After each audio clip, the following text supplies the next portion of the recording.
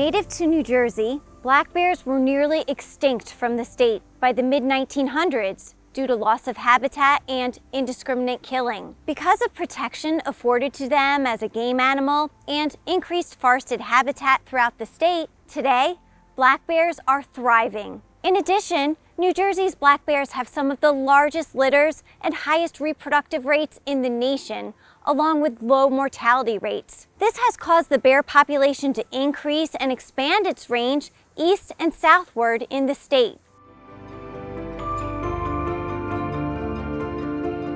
In recent years, black bear sightings have been confirmed statewide in all of New Jersey's 21 counties. The heart of the bear population is within the northwestern part of the state, which includes Sussex, Warren, Passaic, and Morris counties. This part of New Jersey is referred to as bear country.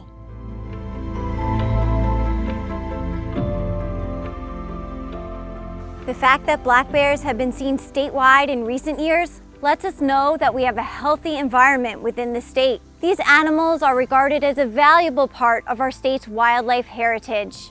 However, problems sometimes occur with bears when they start to find unnatural foods like garbage near people. Once a bear becomes used to finding food in neighborhoods or campgrounds, they may lose their natural wariness of people and then become a nuisance in the area, or it can even lead to more dangerous situations.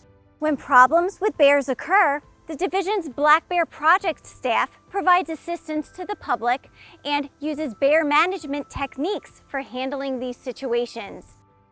The New Jersey Department of Environmental Protection's Division of Fish and Wildlife uses an integrated approach to manage the state's black bear population. This integrated bear management strategy, which incorporates public education, research and monitoring, enforcing laws designed to reduce bear-related conflicts, and wildlife control measures, helps foster coexistence between people and bears in New Jersey.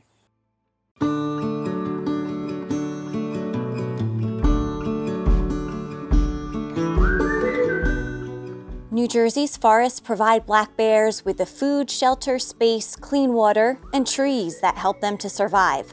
More specifically, black bears like to live in mixed hardwood forests, dense swamps, and forested wetlands. Black bears are omnivores, so they consume both plants and animals. More than 70% of their diet consists of plants. Black bears are also called opportunistic omnivores, basically meaning that they are not picky about what they eat.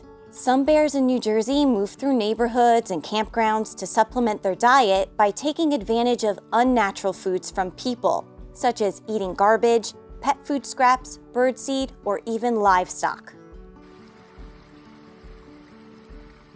In early spring, when bears leave their winter dens, starting in March, there's a noticeable increase in black bear activity as they forage for food after essentially not eating all winter long. It's also a time of year when the animals may be more likely to move through neighborhoods looking to supplement their diet on those unnatural foods.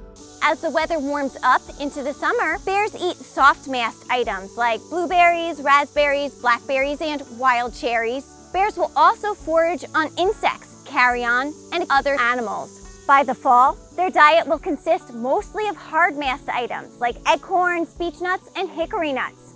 This is another time of year when bears are very active. By late summer and fall, black bears enter into a period of hyperphagia, where they need to consume huge amounts of food to fatten up for winter. New Jersey's forests provide a lot of natural food for black bears. Consequently, they can get quite large when they grow up. Male bears, referred to as boars, typically put on about 100 pounds a year until they are fully grown, averaging about 400 pounds. But they can weigh more than 700 pounds. The females, referred to as sows, are typically smaller than males, weighing closer to 200 pounds, but they can weigh more than 500 pounds.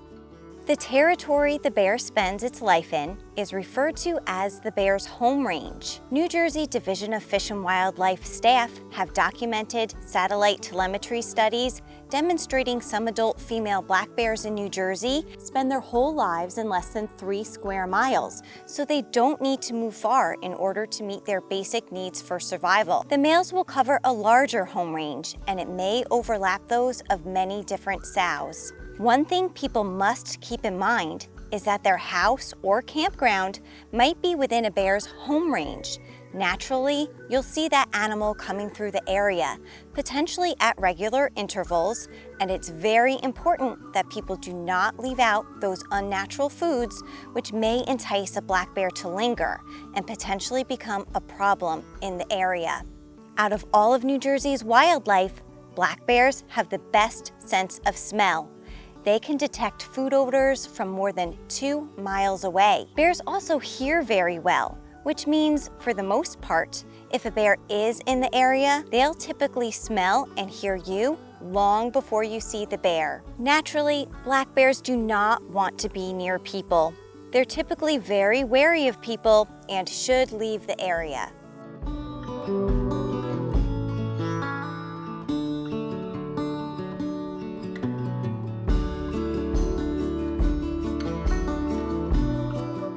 Since sows are so healthy and robust, it also means they're very productive when it comes to having offspring. Pregnant sows are the first bears to move into winter dens starting in November. Most black bears den up for about 5 months in sites that include rock cavities, brush piles, excavations, hollow trees, and open ground nests. Den sites are quite small, which helps the bear stay insulated and warm. Black bears are also not true hibernators. Every winter, they enter a period of dormancy called torpor.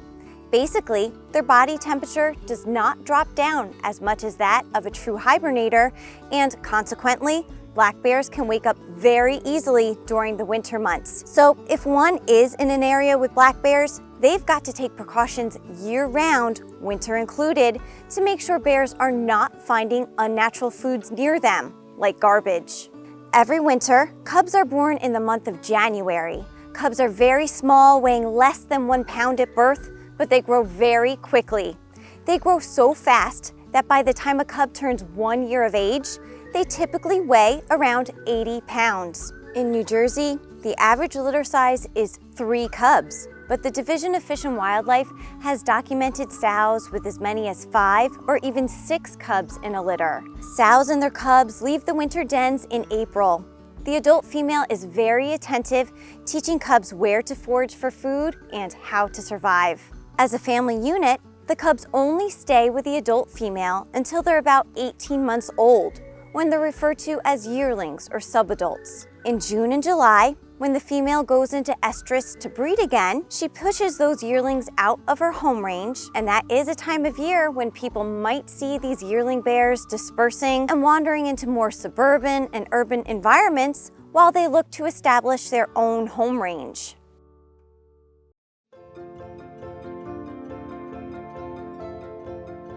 The Division of Fish and Wildlife has been studying New Jersey's black bears since the 1980s. Each year, Fish and Wildlife conducts 3 main types of research, including research trapping and tagging, reproduction and recruitment work, and radio telemetry studies. The data collected is used to determine scientific population estimates, bear densities, breeding age and productivity, and mortality and longevity of New Jersey's black bears.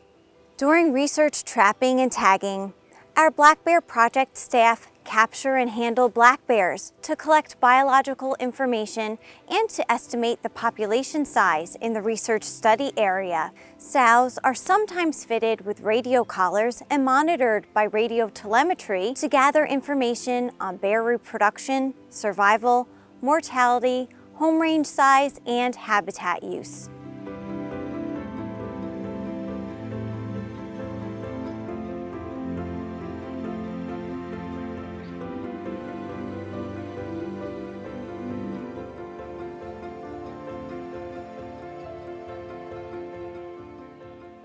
We research trap every year, both in the spring and in the fall, and it's really important to have this surveillance system in place so we could see whether these bears, how healthy they are, and what's going on out there in the population. When we do handle an animal, we immobilize it, and then we collect a number of samples as a result of that. If it's an untagged bear, we tag it, one tag in each ear. We do that just to ensure that we have tag retention, as well as extracting a small premolar from the upper jaw to determine the age of the bear using a process called cementum annuli analysis. In addition, numerous head and body measurements are taken to assess the overall health of the animal.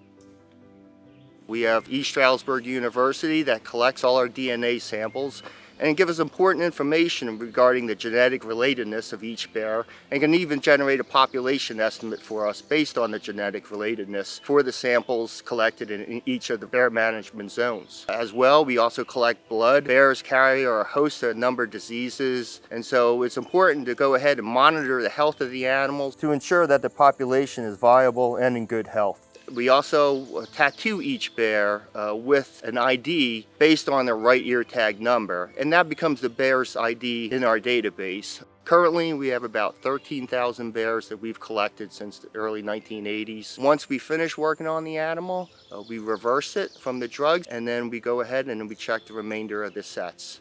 It's not uncommon to have 150 to 200 captures per year on our research line.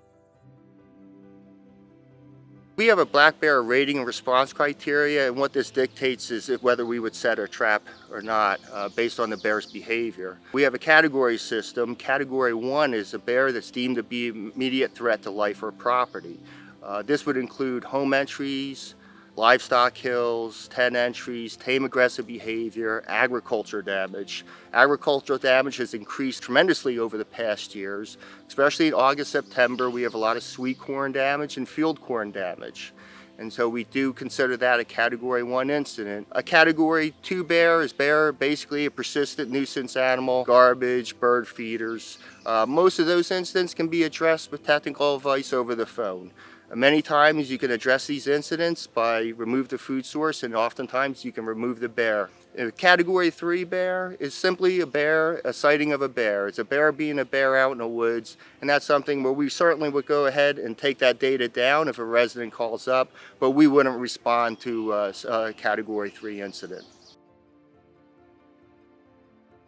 In addition to our research trapping, we also perform winter den work every March. So we have about 15 to 20 adult female bears that we have collared. They're VHF collars, and the reason why we put these collars on is for research purposes. And we'll go out on the dens every March and handle the cub. Average number of cubs right now in New Jersey is 3, but we have handled up to 6 cubs per female. So this is a great way to get additional bears that are tagged. When we handle these animals, what we'll do is get a weight, verify the sex and litter size, what the ratio is, and then we bring them back into the den, and then we finish up our work after making an assessment of the adult female as well.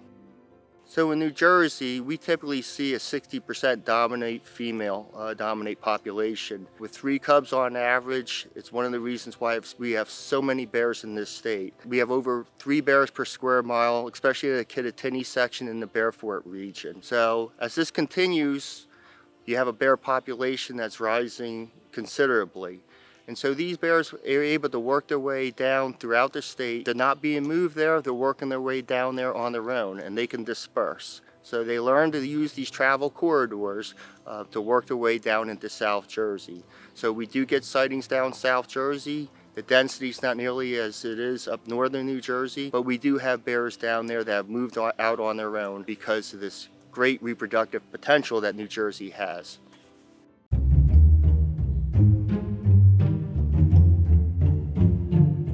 The most common bear problem New Jersey's residents experience is black bears getting into their garbage. So properly securing your garbage is one of the best ways to prevent bears from becoming a nuisance. The best option is to use what's called a certified bear-resistant garbage can or dumpster. These containers are actually tested at a captive grizzly bear center to make sure the bears cannot break into them. These containers are certified and the most effective options available. With traditional garbage or recycling containers, however, you have to take extra precautions. Make sure you store all garbage in containers with tight-fitting lids and place them within a secure location where bears are unlikely to see or smell them. Wash trash and recycling containers regularly with a disinfectant solution to eliminate odors. Put out garbage and recycling on collection day, not the night before. Also consider storing traditional trash containers or dumpsters within bear-resistant dumpster enclosures,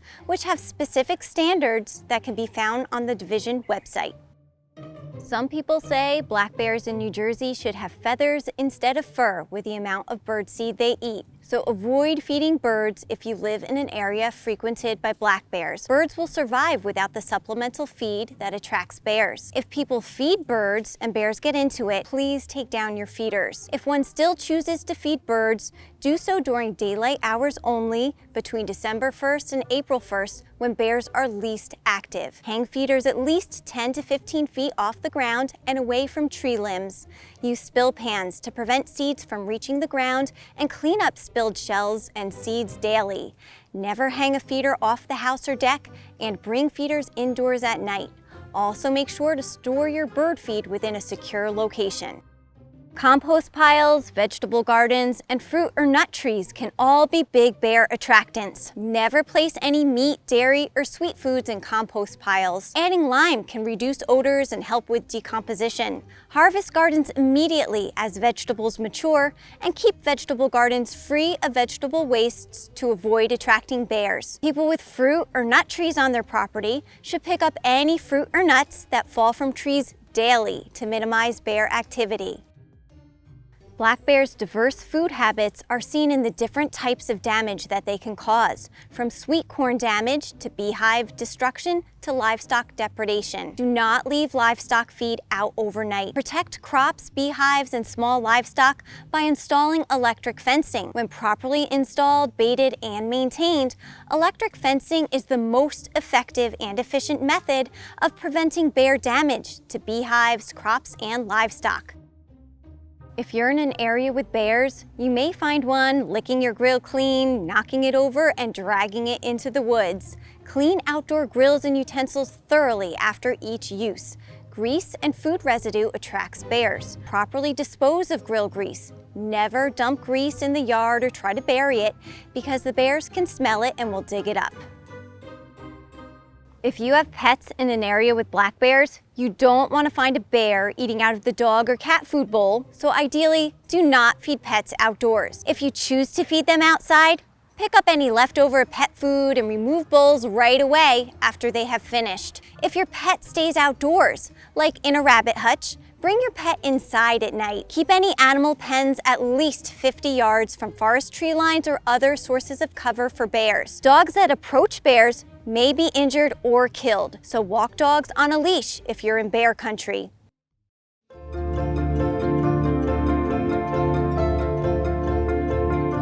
Black bears by nature tend to be wary of people.